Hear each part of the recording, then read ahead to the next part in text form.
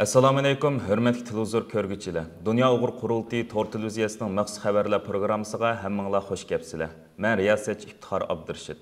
Aziz ko'rmanlar, hammanglarning xabar olgandek Dunyo Uyg'ur qurultiyi markaziy organiga bevosita qarashli kasbiy xodimlarning 2023-yillik xizmat yig'ini va qurultayning tashviqot va moliya yig'ini 13-yanvar kuni Ispaniyaning Barselona shahrida rasmiy boshlangan edi. Qurultay reisi Dolqun Aysa Efendimninki bevosita riyosatchilikda o'tkazilgan mazkur yig'inga qurultayninki markaz rahbarlari va xizmatchi xodimlari, qurultayning har qaysi allar ta'sis qilingan ishxonalarining direktorlari, qurultay fondining va qurultay uchur tashviqot markazining asosiy mas'ullaridan bo'lib 30 ga yaqin kishi qatnashdi. Aziz ko'rmanlar, bu jarayonda Dolqun Aysa Efendim riyosatchiligidagi rahbarlar hay'atlar Kataloniya Milliy Majlisininki muhim a'zolari bilan uchrashuv ilib bordi. Uningdan sirt Barselonadagi Tibet uyini ziyorat qilgan bo'ldi. Bu jarayonda yig'inda turli muhim qarorlar ham ilingan bo'ldi.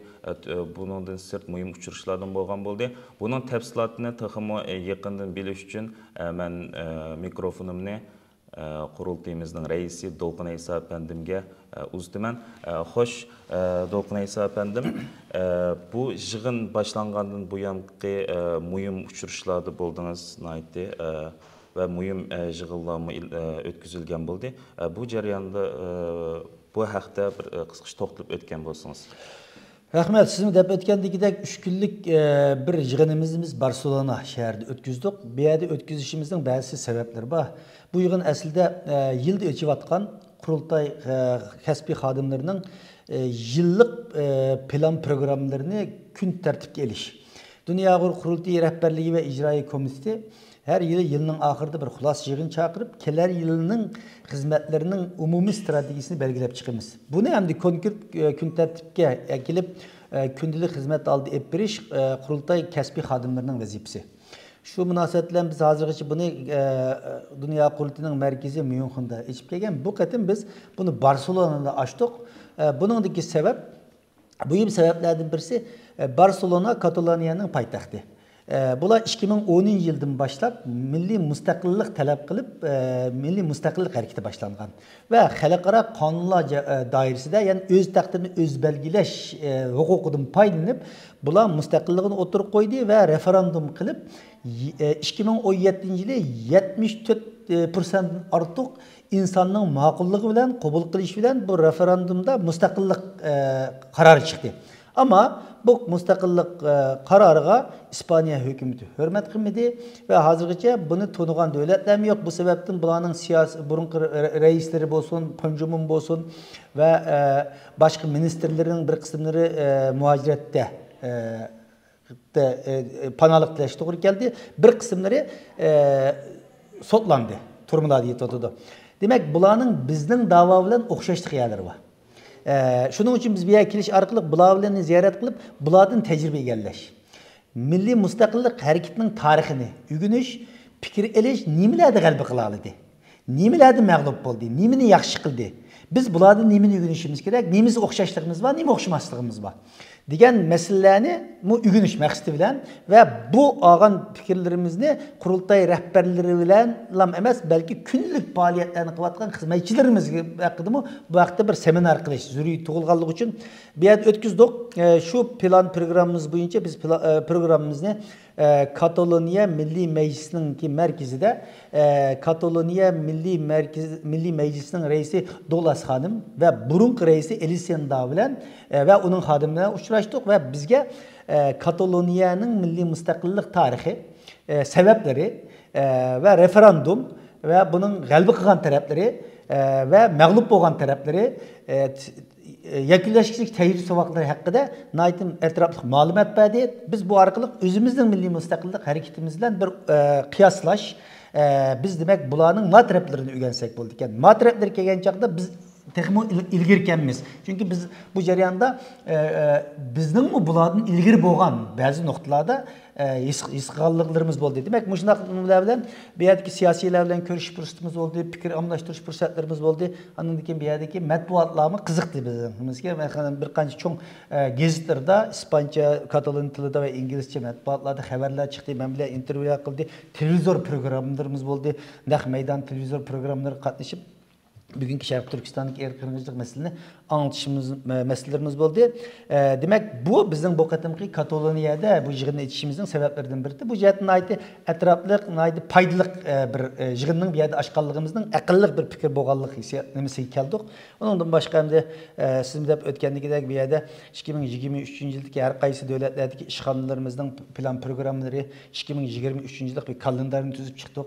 Maliye vaziyetimizi qandaq yaxşılayımız bu mesele çünkü pul bulmasa davayımız az küçüyüp gitti. Dünyanın hem yeriga yeyilişimiz gerek. Xitayning propaganda hizmetleri, teşviqat hizmetleri dünya karakterlik, nait küçük şekilde gitip bunun takabül turuşumuz gerek. Bunun için biz hizmetlerimizi dünyanın her yerde küçültüşümüz gerek.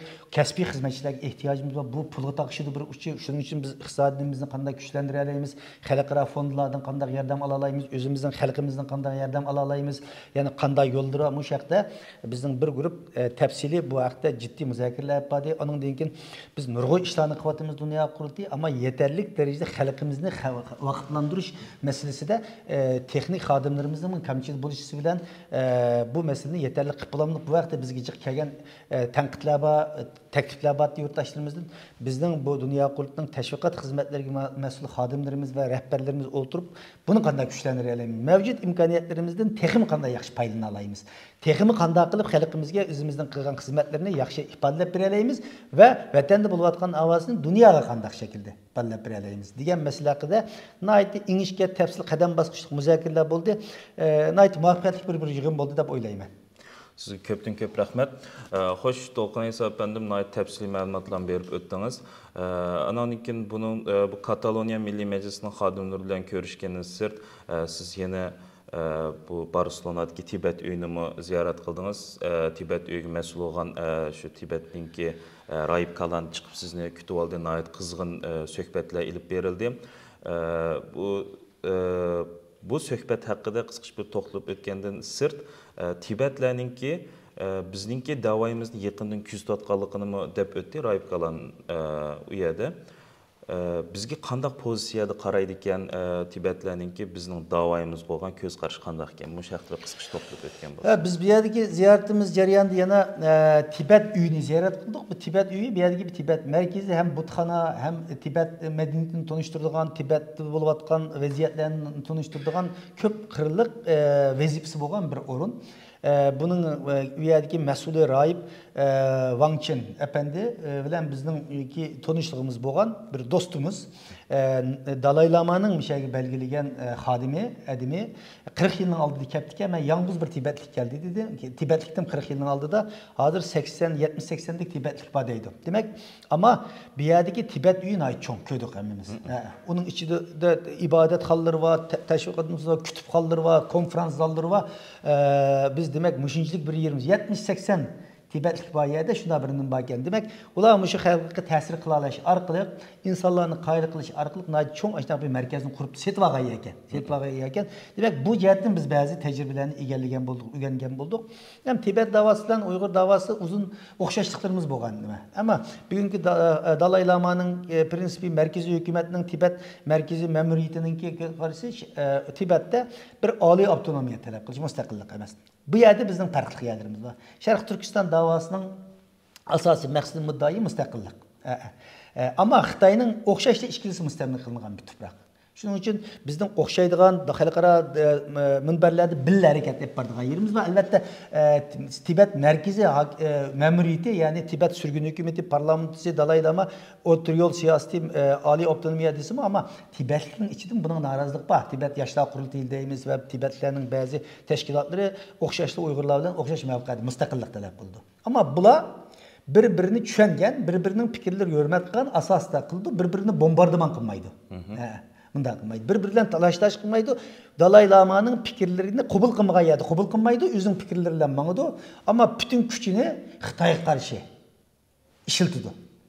Bizde bu cihette biz ularning ügündiği yerlerimiz var. Biz Xitoy qilib kelib, ba'zi odamlar qo'pib, ish qilayotgan insonlar tashkilotlarini qalpoq kiygizib, bombardiman qilib, yo'q etish tarafdori qildi. Ular qilmaydi. Biz bularni o'rganishimiz kerak. Ama ularning bizning o'rgandiği yerleri var. Demek Tibet meselesi bunun yıllar ilgili 5-6 yıl ilgili xalqarada Janubiy Afrikadan Latin Amerikası, Asya'dan Avrupaga bo'lgan siyosiy jihatlardan bo'lsin, xalq hareket jihatidan bo'lsin, nurgun qo'llash qilib olgan bir hareket. Şunda buluşu qaramay bugün dünyanın köp nimelerinde Şarkı Türkistan davası, Uygur davası texim küçük bir asasqa qo'llashga ega bo'lgan bir vaziyatni ko'ryapmiz. Nemişqa? Bu yerda çünkü Xitoy hukumatining asli maqsadining yüzünü biz Uygurlar yaxshi ifodalab berdik. Onun ki u yerda 3 milyon artıq insan jazo lagerlarida Xitoy Uygurlarga nisbatan bir erkiy qirg'inchilik qilib beryapti. Tibetda bir madaniyat qirg'inchilik qilib beryotgan bo'lsa, bizda bir etnik qirg'inchilik, milliy qirg'inchilik qilib beryapti. Farq nishadi bo'lganligi uchun Xitoyning haqiqiy yuzini dünya biz orqali tunib ketdi. Bizning vaziyatimiz orqali tunib ketganligi uchun bu masalada Xitoy kommunistik hokimiyatiga, Xitoy hukumatidan dunyoda yalnız bunun Uygurlar uchun, Tibetliklar uchun, Tayvanliklar uchun xatarlik bir kuch emas, butun dunyoning demokratiyasi uchun, dunyoning tinchligi uchun, insoniyat uchun qancha xatarlik bo'lganligini biz Uygurlarning vaziyatidan ko'rib yetdi dunyo. Shuning uchun bu masala kuchli bir holatga kelib ketdi. Farq yerlerimiz mush ham Tibetliklar bilan. Demek Tibetning bir yerda ama Abdigelimdeki Tibet bir yerde az bozumu ama bu İspanya sözleydiğin dünyanın merkezi bu Barcelona olsun, Madrid olsun. Latin Amerika'daki devletlerin hemsini kıldı. Şunun bizden davayımız ne? İspanya sözleydiğin Latin Amerika'nın dünya kurduğunun prensiplerimizde Latin Amerika'sı güçlendiriş planlarımız var. Bunun için İspanya'nı bir yerde aşk rol oynaydı. Çünkü hem bizim şehirden bakan Latin Amerika'sı. Şunun için biz tuncu kadimimizde bir yerde muvaffakiyetlik basıqtab oylayman. Ama kıldığan Tibetliklerden bu meselede hemkarcı dedik, teknik hemkarcı çünkü onun amimi asası var. Hükümetlerle, siyasi partiyalarla nayt güçlük birdimiz var. Biz tuncu kadın bir yerde bunda bir jığını içvatkan bolsak mı? Ama bugün şunu his kıldık. Kataloniya Milli Meclisi'nin tesiri güçlük bir müstakillik hareketini başlatkan bir milli meclis bu. Bunun rehberleriyle boğan söhbetlerimiz de yaxşı bir kollaşını gördük. Matbuat, medya bizge nisbeten küçük bir kızıkışını gördük. Demek biz bir yerde imkaniyetimiz yer verse, məqsud adamlarımızı koya alsak, işgallarımızı kıla alsak, demek bu şu İspanya araqılıq Latin Amerika'daki dünyanın mutlak köp kısım yani bir kıtasıga tesir kıla alaydıgan, 20-30 devlet tesir kıla alaydıgan bir imkaniyetimiz varken. Ama elbette bu bizim tırışçalığımızga bağlıq, bizim imkaniyetlerimizga bağlıq. Şunun bir yerden Tibet'teki bu dostlarımızla paylaşış arqılıq bu bazı işlerden açalayımız. Siz köpten köp rahmet Dolqun Eysa efendim. Sizge köp rahmet. Rahmet. Aziz görürmenler, bugünkü programımız Michel Bosun yuqurda sizlerge Qurultay reisi Dolqun Eysa efendim. Bizdinki 13 yanvardan tatib 17 yanvargacha bo'lgan Qurultayning markaziy ishxonasini asos qilgan xizmatchi xodimlarninki yig'ini haqida va bu yer Kataloniya Milliy Majlisida bo'lgan ko'rishishlar va Tibet uyini ziyorat qilgan haqida tafsil ma'lumotlarni berib o'tdi. Keyingi qitimliq sonimizda ko'rishgich omon bo'lgaysizlar. Barcelona shahridan hammanglarga o'tliq salom. Men Riyosatchi Iftixor. Allohga omonat bo'linglar.